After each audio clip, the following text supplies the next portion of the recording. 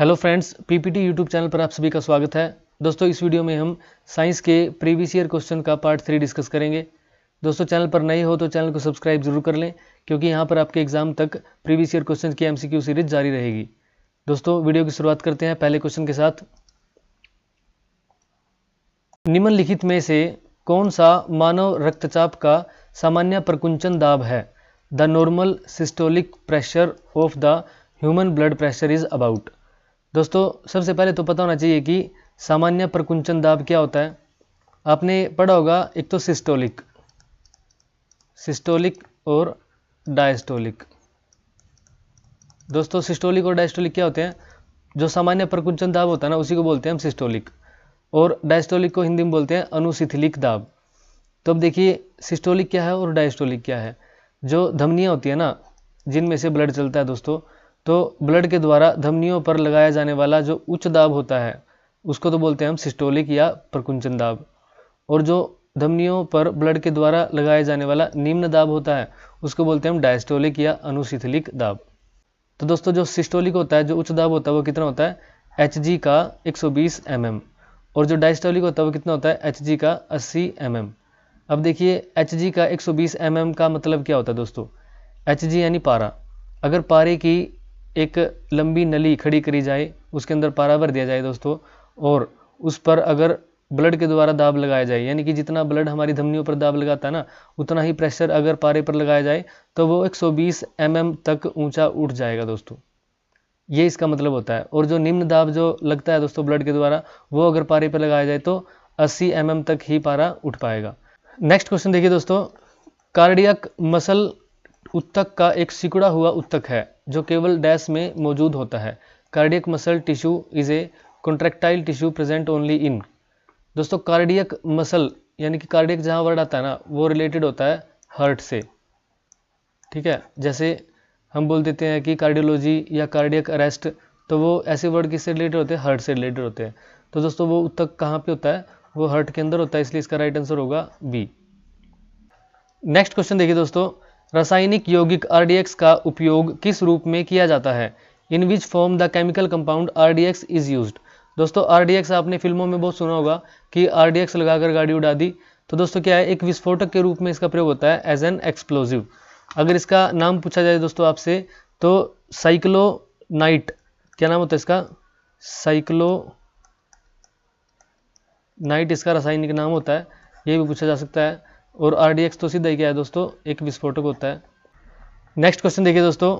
जैव रासायनिक यौगिकों का उपयोग किस रूप में किया जाता है? Biochemical compounds are used as. सबसे पहले देखिए दोस्तों, जैव या बायो के कहाँ पर यूज होता है? जहाँ पर जीवन या जीव की बात होती है। बायोलॉजी में देखा होगा, जीव विज्ञान बायोलॉजी से बनता है। ठीक है, रासायनिक यानी कि केमिकल रासायनिक। ठीक है, यहाँ पे जैव भी हो यानी कि उसके अंदर जीवन भी हो और रासायनिक भी हो। ऐसे यौगिकों का उपयोग किस रूप में किया जाता है? दोस्तों, त्वचा उपचार, खाद्य संरक्षक और खाना पकाने के तेल में, तीनों ही प्रकार से यूज होता है। इसका राइट आंसर होगा डी दोस्तों। अब देखिए, जैसे जो कार्बन होता है ना, कार्बन के साथ जो जीवित पदार्थ जब लग जाते हैं, कार्बन के साथ जब जीवित पदार्थ होते हैं, उनको हम बोलते हैं जैव रासायनिक यौगिक। दोस्तों, यौगिक का पता होना चाहिए आपको, यौगिक क्या होते हैं। यौगिक और मिश्रण का टॉपिक आता है कहाँ पर? केमिस्ट्री में। ठीक है, यौगिक क्या होते हैं और मिश्रण क्या होते हैं, आपको पता होना चाहिए। जब हम जैसे चीनी के अंदर नमक मिला दिया, ठीक है, या फिर पानी के अंदर हमने चीनी घोल दी या नमक घोल दिया, ठीक है, वो क्या होता है दोस्तों? वो मिश्रण होता है। यानी कि हमने चीनी में नमक मिला दिया या पानी के अंदर चीनी मिला दी, वो मिल तो जाएगा, लेकिन कोई नया प्रोडक्ट नहीं मिलेगा, हमें न्यू प्रोडक्ट नहीं मिलता। यौगिक क्या होता है दोस्तों? जैसे H2O, हाइड्रोजन और ऑक्सीजन मिलकर बॉन्डिंग करते हैं और क्या बना लेते हैं? एक नया प्रोडक्ट बना देते हैं, जिसको हम बोलते हैं जल यानी कि वाटर। तो यहाँ पर ये क्या होता है? ये तो यौगिक होता है। और ये क्या होते हैं? जैसे पानी में चीनी, ये होते हैं दोस्तों मिश्रण यानी कि mixture.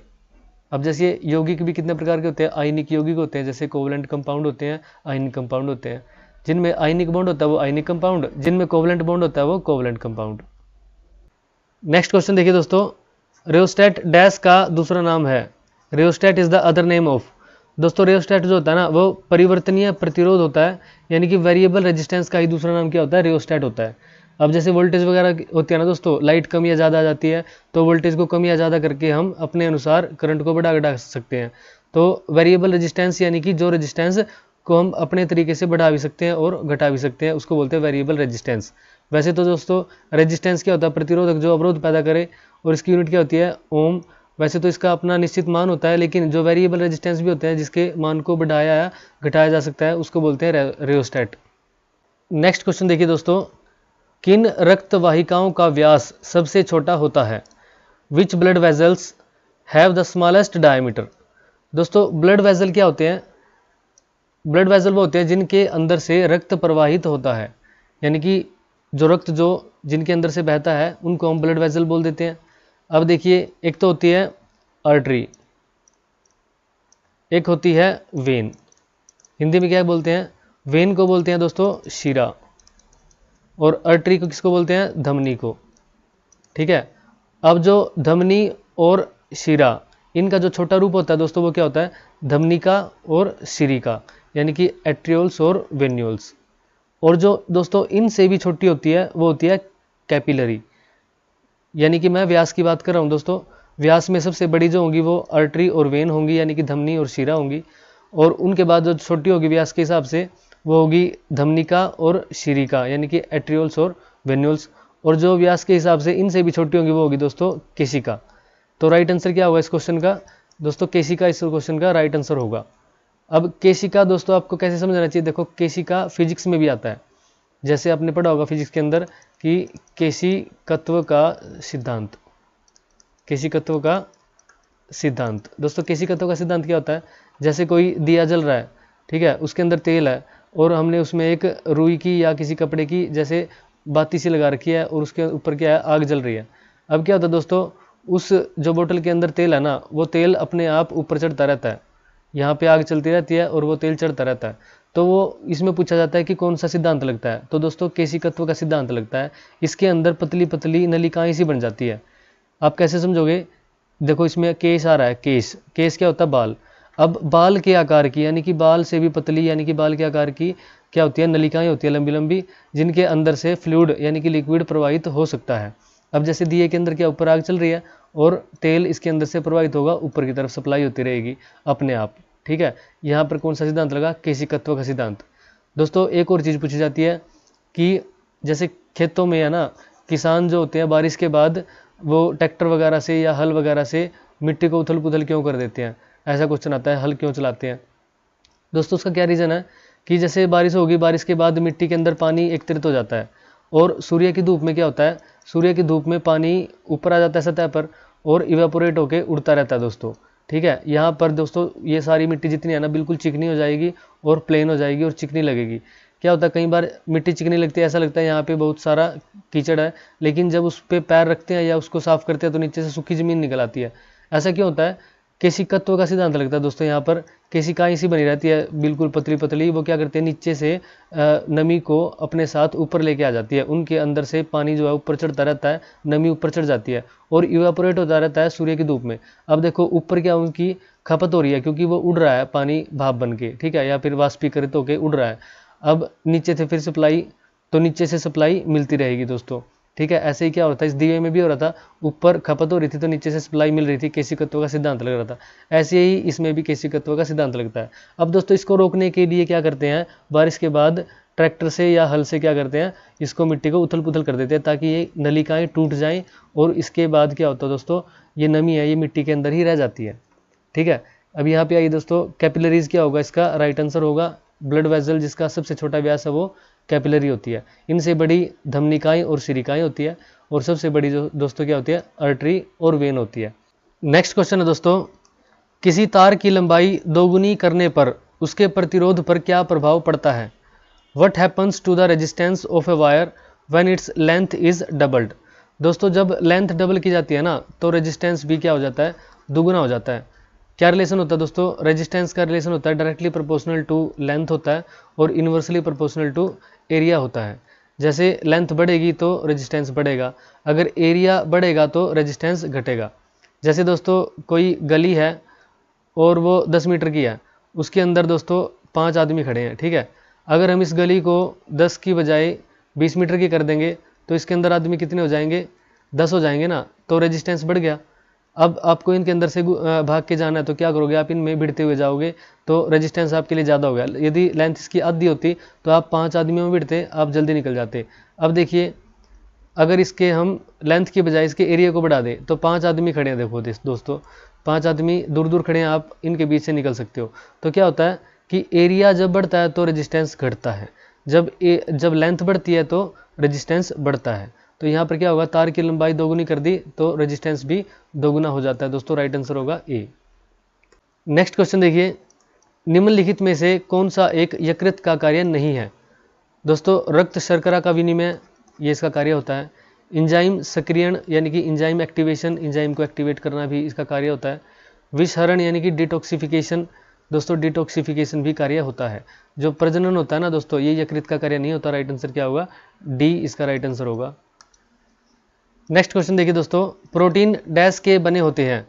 Proteins are made up of, दोस्तों प्रोटीन जो है वो अमीनो एसिड के बने होते हैं, और अमीनो एसिड को क्या बोलते हैं हम, प्रोटीन की फंडामेंटल यूनिट भी बोल देते हैं, या फिर बोल सकते हैं कि प्रोटीन जो होते हैं वो बहुलक होते हैं किसके, अमीनो एसिड के।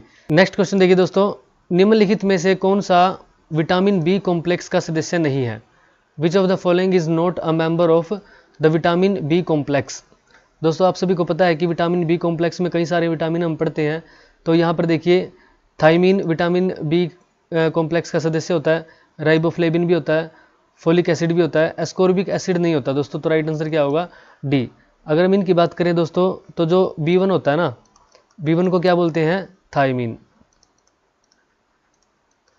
और जो B2 होता है दोस्तों, B2 को बोलते हैं राइबोफ्लेविन। राइबोफ्लेविन यहाँ लिखा हुआ है साइड में दोस्तों, ये राइबोफ्लेविन, इसको B2 बोलते हैं। अगर हम बात करें कि B3 किसको बोलते हैं, तो B3 बोलते हैं दोस्तों नियासिन को। किसको बोलते हैं, नियासिन को बोलते हैं B3। अगर बात करें B5 किसको बोलेंगे, तो B5 बोलेंगे दोस्तों पेंटोथेनिक। किसको बोलेंगे, पेंटोथेनिक या पेंटोथेनिक भी बोल देते कई बार, ठीक है। अगर बोले B6 किसको बोलेंगे, तो B6 बोलेंगे दोस्तों B6 पायरोडिक्सिन, पायरोडिक्सिन B6। और B12 दोस्तों, इसके बाद B12 आता है सीधा, तो B12 को क्या बोलेंगे, बायोटीन बोल सकते हैं या फोलिक एसिड बोल सकते हैं दोस्तों, फोलिक एसिड, ठीक है, बायोटीन या फोलिक एसिड बोल सकते हैं दोस्तों। अब देखिए ये कैसे याद कर सकते हैं हम इन नामों को, यहाँ से देखो B6 पायरोडिक्सिन, डिक्स को 6 से जोड़ दो आप, तो ये तो आपका याद हो गया, ठीक है। अब पेंटो यानी कि जो 5 होते हैं ना, जैसे पेंटागन, पेंटागन किसको बोलते हैं, जिसकी 5 भुजाएं हैं, पेंटागन बोल देते हैं, ठीक है। अब पेंटो को 5 से जोड़ दिया, ये भी आपके हो गया याद।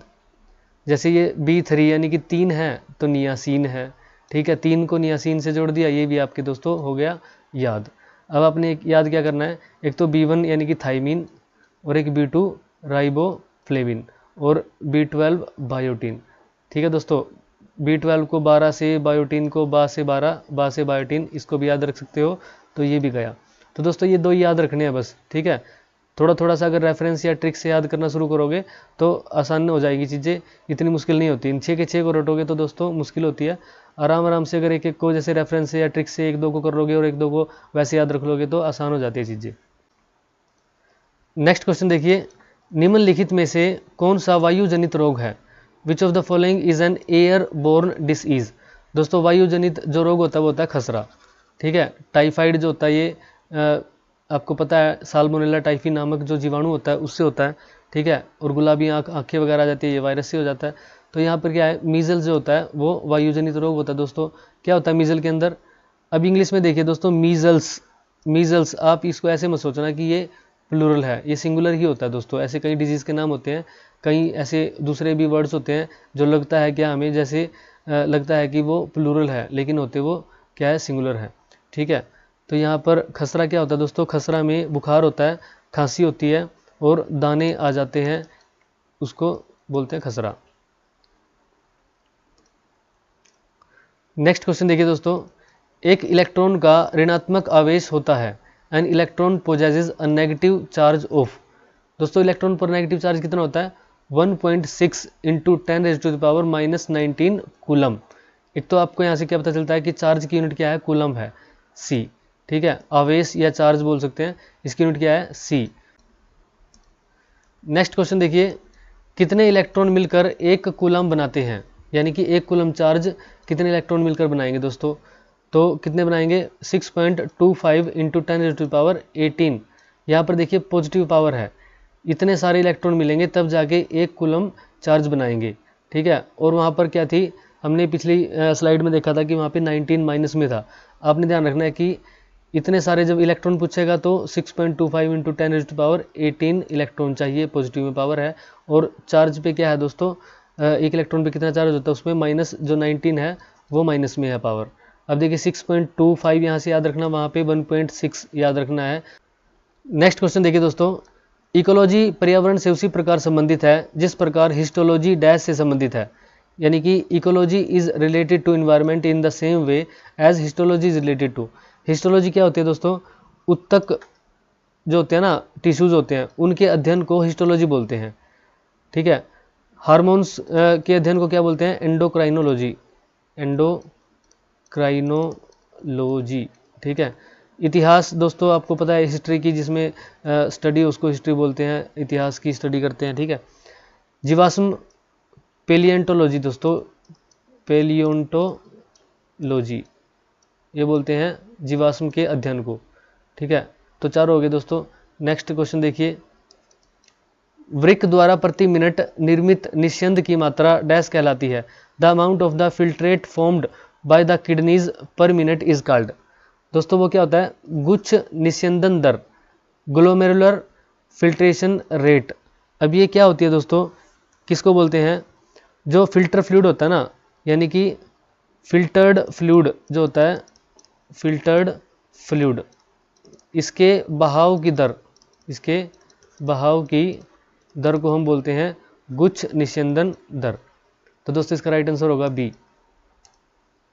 नेक्स्ट क्वेश्चन देखिए, यदि किसी पाइप का क्रॉस सेक्शन एरिया बढ़ाया जाता है तो द्रव के प्रवाह की गति। अब देखिए ऐसा ही क्वेश्चन हमने एक प्रतिरोध में भी पढ़ा था दोस्तों, क्रॉस सेक्शन एरिया बढ़ाया। ठीक है, तो क्रॉस सेक्शन एरिया जब बढ़ाया जाता है दोस्तों, उसके प्रवाह की दर घट जाती है। जैसे पाइप होती है ना, कोई पाइप से जब पानी देते हैं पौधों में, तो क्या करते हैं, जैसे अगर उसको आगे से दबा दें दोस्तों, तो क्या करता है, उसकी गति तेज हो जाती है पानी की। ठीक है, अगर हम उसको छोड़ देते हैं तो उसकी गति कम हो जाती है, यानी कि उसका हम जब छोड़ते हैं ना तो क्या होता है, उसका एरिया बढ़ जाता है पाइप का। ठीक है, तो पाइप का एरिया बढ़ने से क्या होता है, द्रव के प्रवाह की गति कम हो जाती है। और जब हम उसको आगे से क्या होता है, दबा देते हैं, तो उसका क्रॉस सेक्शन एरिया घट जाता है, और जिसकी वजह से उसकी गति क्या हो जाती है, तेज हो जाती है। नेक्स्ट क्वेश्चन देखिए, मानव फेफड़ों का कौन सा भाग गैसों के विनिमय के लिए पृष्ठ उपलब्ध कराता है, which part of the human lungs provide surface for the exchange of gases. दोस्तों देखिए, ब्रोंक्यूल्स, डायफ्राम, ब्रोंकाई या एल्वियोलो, ये सभी के सभी क्या है, हमारे जो लंग्स होते हैं ना, उनके पार्ट होते हैं। लेकिन जो गैसों के विनिमय के लिए पृष्ठ उपलब्ध कराता है वो कौन कराता है, एल्वियोली। कौन कराता है, एल्वियोली। नेक्स्ट क्वेश्चन देखिए दोस्तों, हेपेटाइटिस एक बीमारी के लिए एक सामान्य शब्द है जो किसके कारण होता है। Hepatitis is a general term for a disease that is caused by. दोस्तों हेपेटाइटिस जो होता है ना, वो वायरस के कारण होता है। अब आप ये वायरस और बैक्टीरिया, परजीवी, दोस्तों इन सभी की ट्रिक आप याद रख लेना कि कई बार पूछ लिया जाता है कि ये रोग जो होता है ये बैक्टीरिया के कारण होता है या वायरस के कारण होता है। जैसे एक ट्रिक आपने पढ़ी होगी कि जैसे पंडित का टीका न्यू है, पंडित का टीका न्यू है, इसमें कौन कौन से रोग कवर हो जाते हैं, जैसे है से हैजा हो गया, न्यू से निमोनिया हो गया, का से काली खांसी हो गया दोस्तों।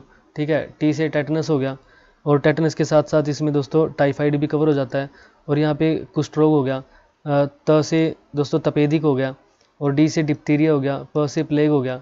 ठीक है, ऐसे ही एक ट्रिक होती है दोस्तों, 4 JE 6 MP और गुड़ है खट्टर।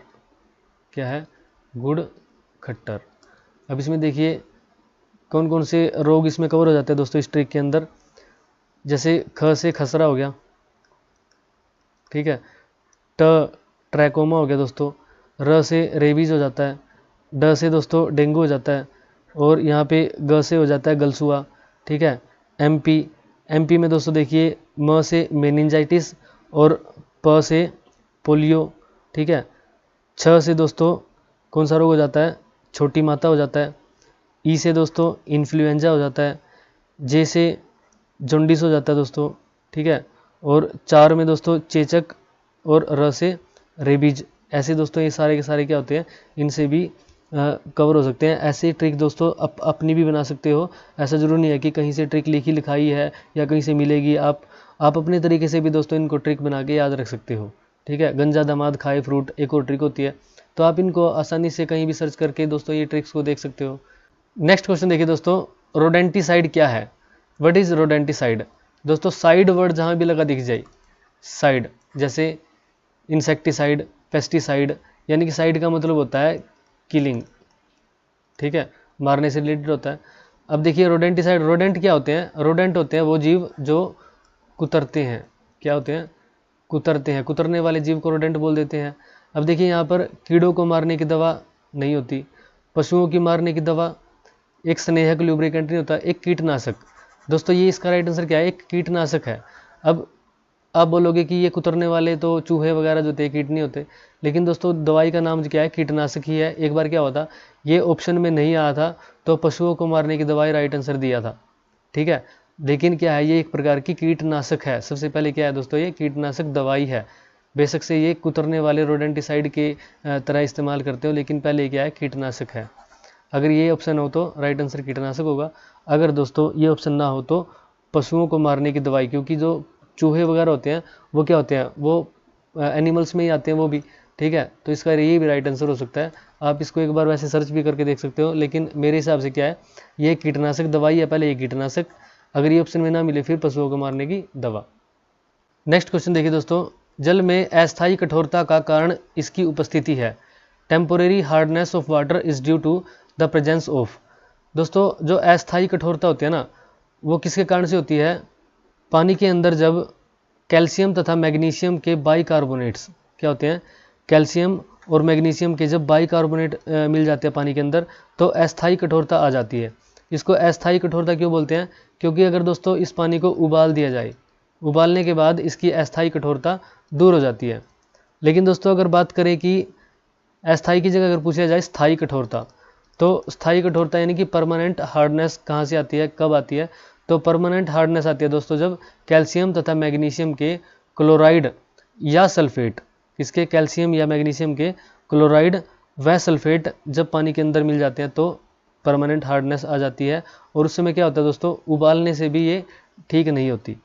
तो यहाँ पर देखिए दोस्तों क्या है, अस्थायी कठोरता पूछा है तो कैल्शियम तथा मैग्नीशियम के बाइकार्बोनेट। अब बाइकार्बोनेट क्या होते हैं दोस्तों, हमने एक पढ़ा था ना, NaHCO3, जिसमें हाइड्रोकार्बोनेट को हम क्या बोल देते हैं? बाइकार्बोनेट बोल देते हैं, ठीक है। ये क्या होता है?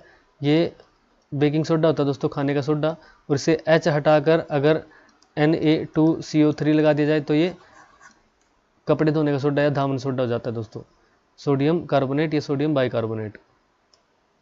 नेक्स्ट क्वेश्चन देखिए दोस्तों, विद्युत बल्बों के फिलामेंट के निर्माण में टंगस्टन प्रयुक्त होता है क्योंकि tungsten is used for making filament of electric bulbs because of its. दोस्तों इसका उच्च गलनांक होता है। क्या होता है? गलनांक उच्च होता है। अब गलनांक क्या होता है तापमान, जिस तापमान पर कोई भी वस्तु या कोई पदार्थ होता है जो वो पिघलता है दोस्तों, उसको बोलते हैं गलनांक। जिस पर उबलता है दोस्तों उसको बोलते हैं क्वथनांक, ठीक है। जिस पर जम जाता है उसको बोलते हैं फ्रीजिंग पॉइंट। नेक्स्ट क्वेश्चन देखिए, लवणीय जल में उगने वाले पादपों को क्या कहते हैं? दोस्तों जो लवणीय जल में यानी कि साल्टी वाटर में जो उगते हैं उनको बोलते हैं हेलोफाइट्स। क्या बोलते हैं? हेलोफाइट्स। मीजोफाइट हमने पढ़ा था पिछली क्लास में कि जो सामान्य स्थितियां होती है, सामान्य जो कंडीशंस होती है, उनमें जो पौधे उगते हैं उनको बोलते हैं मीजोफाइट। फाइट्स जो लगता है ना पीछे, ये फाइट्स सारे क्या है? पादप ही होते हैं दोस्तों।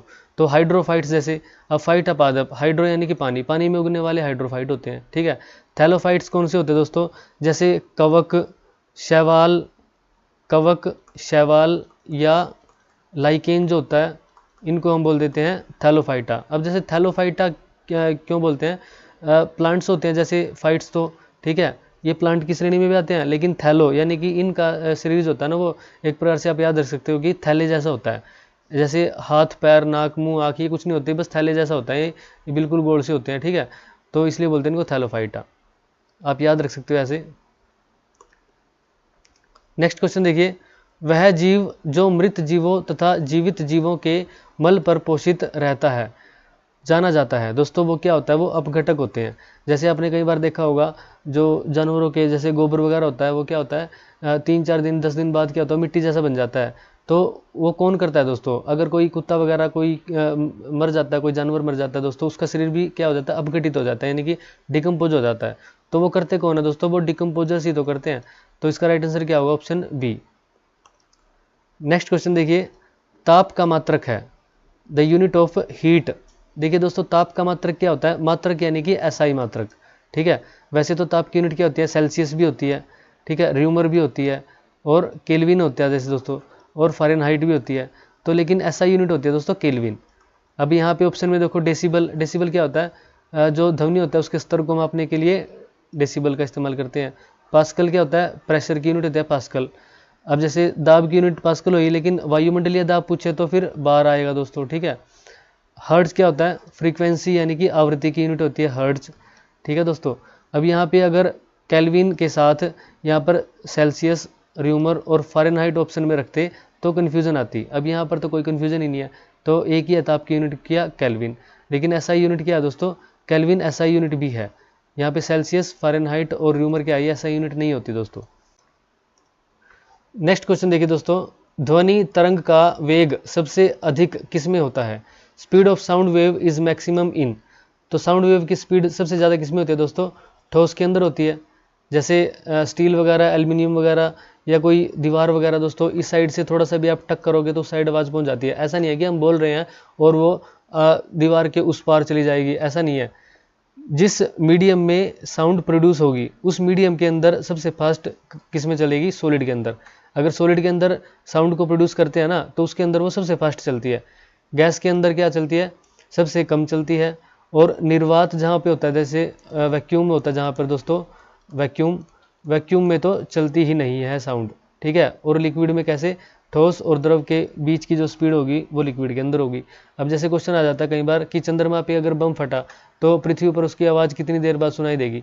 दोस्तों सुनाई ही नहीं देगी, क्यों, क्योंकि पृथ्वी के और चंद्रमा के बीच मीडियम की कमी की वजह से क्या होगा, साउंड ट्रैवल नहीं करेगी और हमें तो सुनाई ही नहीं देगी दोस्तों वो आवाज़, ठीक है। लाइट तो आ जाती है, लाइट तो दोस्तों निर्वात में सबसे तेज़ चलती है। लाइट का उल्टा होता है, सबसे तेज़ निर्वात में चलेगी, फिर उसके बाद गैस में, उसके बाद लिक्विड में और सॉलिड में तो रुकी जाती है दोस्तों, ठीक है। और साउंड में क्या होता है, इसका उल्टा होता है, साउंड को मीडियम की आवश्यकता होती है। अब देखिए ठोस में क्या होता है, पार्टिकल पास पास होते हैं, जबकि गैस में क्या होता है, पार्टिकल दूर दूर होते हैं। और लिक्विड में पार्टिकल इनके बीच में होते हैं। जैसे इनसे सॉलिड से तो ज़्यादा गैप होता है लेकिन गैस से कम गैप होता है। अब इसमें साउंड प्रोड्यूस हुई तो साउंड तो मीडियम चाहिए, मीडियम मिल जाता है एकदम से, साउंड प्रोड्यूस हो जाएगी, बहुत अच्छी चलेगी। लेकिन यहाँ पे देखिए दोस्तों गैप हो जाता है तो थोड़ी आवाज़ कम चलेगी, और गैस में बहुत कम चलेगी, और निर्वात में तो चलेगी नहीं, मीडियम नहीं मिलेगा तो चलेगी ही नहीं। तो दोस्तों ऐसे क्वेश्चन में क्या करते हैं, अगर आपको यहाँ पर द्रव, गैस, ठोस की बजाय कुछ लिख के दे दे, जैसे कि पानी में, ठीक है, या ऑक्सीजन में, और दे दे स्टील में, तो फिर आपने क्या करना है, जो ठोस एग्जाम्पल होगा उसी को राइट आंसर देना है। नेक्स्ट क्वेश्चन देखिए, शैवालों के अध्ययन संबंधी विज्ञान को कहा जाता है। दोस्तों शैवालों के जो अध्ययन को क्या बोला जाता है, फाइकोलॉजी बोला जाता है दोस्तों, ठीक है। यानी कि एल्गी की स्टडी को क्या बोलते हैं, फाइकोलॉजी। और कवक की स्टडी को क्या बोलते हैं दोस्तों, माइकोलॉजी बोलते हैं कवक की स्टडी को। वायरोलॉजी जिसमें वायरस की स्टडी की जाती है उसको वायरोलॉजी। और बोटनी क्या होता है दोस्तों, पादप विज्ञान होता है बोटनी, पादप विज्ञान। नेक्स्ट क्वेश्चन देखिए दोस्तों, निम्नलिखित में से कौन सा गुण सुमेलित नहीं है। दोस्तों आपने बताना है कि इनकी देखो इनकी खोज ये बतानी है कि सुमेलित कौन सा नहीं है। अब जैसे प्रोटॉन है दोस्तों, प्रोटॉन की खोज रदरफोर्ड ने नहीं करी। न्यूट्रॉन की खोज चैडविक ने करी थी दोस्तों। फोटोन की खोज युकावा ने नहीं करी। इलेक्ट्रॉन की खोज जे थॉमसन ने करी थी। दोस्तों यहाँ पर देखिए ये क्वेश्चन आया था सब इंस्पेक्टर के एग्जाम में आया था शायद। तो क्या हुआ था, प्रोटॉन की खोज रदरफोर्ड ने करी थी, इसको रॉन्ग आंसर मान लिया था। लेकिन फोटोन की खोज युकावा ने करी थी, इसको राइट मान लिया था। अब युकावा ने दोस्तों मेसोन, एक पार्टिकल होता है मेसोन, इसकी खोज करी थी। फोटोन की खोज मानी जाती है आइंस्टाइन के द्वारा, आइंस्टीन के द्वारा इसकी खोज मानी जाती है। और एक ल्यूइस नाम का एक बंदा था, ल्यूइस नाम का क्या था, एक बंदा था, गिलबर्ट ल्यूइस, पूरा नाम था गिलबर्ट ल्यूइस, इसने इसको नाम दिया था फोटोन। अब दोस्तों इन दोनों को तो नाम है ही नहीं यहाँ पे, तो युकावा दे दिया, तो होगा तो ये भी गलत। तो बाद में क्या होता है, ऑब्जेक्शन वगैरह लगे होंगे, उसके बाद ये दोनों ही रोंग माने गए थे दोस्तों, ठीक है। तो राइट आंसर क्या है, आपने एक तो देखना है कि इलेक्ट्रॉन की खोज जे थॉमसन ने करी थी, ये राइट है। युकावा ने नहीं की, फोटोन की खोज की थी आइंस्टाइन ने, नाम दिया था गिलबर्ट ल्यूइस ने। और युकावा ने खोज करी थी मेसोन की। न्यूट्रॉन की खोज करी थी चैडविक ने। प्रोटॉन की खोज रदरफोर्ड ने नहीं करी, रदरफोर्ड ने करी थी दोस्तों, रदरफोर्ड ने नाभिक की खोज करी थी कि एटम के अंदर नाभिक होता है। तो फिर बात आई कि प्रोटॉन की खोज फिर किसने की, तो दोस्तों प्रोटॉन की खोज की थी गोल्डस्टीन ने। किसने की थी, गोल्डस्टीन ने करी थी प्रोटॉन की खोज। आप इन सभी को क्या करना, ध्यान रखना दोस्तों, यहाँ से क्वेश्चन अक्सर पूछा जा सकता है। इलेक्ट्रॉन पे नेगेटिव चार्ज होता है और न्यूट्रॉन पे कोई चार्ज नहीं होता, प्रोटॉन पे पॉजिटिव चार्ज होता है दोस्तों। और फोटोन क्या होते हैं, फोटोन होते हैं दोस्तों जो लाइट चलती है ना, जो प्रकाश चलता है, प्रकाश की जो सबसे छोटी यूनिट होती है वो फोटोन होते हैं दोस्तों। नेक्स्ट क्वेश्चन देखिए, आवेग का विमीय सूत्र है। दोस्तों पहली बात तो आपको पता होना चाहिए कि आवेग क्या चीज़ है। आवेग को इंग्लिश में बोलते हैं इम्पल्स, ठीक है। और इम्पल्स का फॉर्मूला क्या होता है, फोर्स इनटू टाइम। जैसे हम दीवार पे मुक्का मार दे, यानी कि एक शॉर्ट टाइम के लिए जो फोर्स लगता है उसको हम क्या बोलते हैं, आवेग बोल देते हैं या इम्पल्स बोल देते हैं दोस्तों, बिल्कुल शॉर्टेस्ट टाइम के लिए जो फोर्स लगता है, ठीक है। अब फोर्स की देखो यूनिट निकालते हैं इनकी। फोर्स क्या होता है, फोर्स की यूनिट होती है न्यूटन या मास इंटू एक्सेलरेशन, इसका फॉर्मूला होता है। और टाइम यहाँ पे इसकी मल्टीप्लाई में आ गया। अब मास की यूनिट होती है केजी, एक्सेलरेशन की होती है मीटर पर सेकंड स्क्वायर, इंटू टाइम की यूनिट होती है सेकंड, एक सेकंड से एक सेकंड कट गया, ठीक है। यहाँ पे आ गया केजी मीटर पर सेकंड। अब दोस्तों विमीय सूत्र क्या होते हैं, देखिए एम होता है मास, एल होता है लेंथ और टी होता है टाइम। अब हमें मास, लेंथ और टाइम के यहाँ पर कितने फैक्टर देखने को मिल रहे हैं, उनको हमने यहाँ पे लिखना होता है। जैसे केजी 1 है तो m की पावर 1 सभी में है, तो m की पावर 1 को हम लिखें या न लिखें की बात होती है, तो m यानी कि ऐसे ही लिख देंगे। फिर मीटर, मीटर की भी पावर क्या आती है 1, यानी कि मीटर किसकी का होता है, लेंथ की। तो लेंथ की क्या है, लेंथ की यूनिट 1 है। यहाँ पे सभी में देखो ये -1 हो गया, तो ये तो आंसर हो नहीं सकता। ये -2 हो गया, ये भी आंसर नहीं हो सकता। तो यानी कि m की भी पावर 1 है, l की भी पावर 1 है, इन दोनों में है। अब देखिए सेकंड की पावर क्या है, -1, नीचे होता है अपॉन में होता है, उसकी पावर क्या होती है -1। अब इसकी तो -2 है, इसकी -1 है, तो राइट आंसर क्या हो जाएगा ए।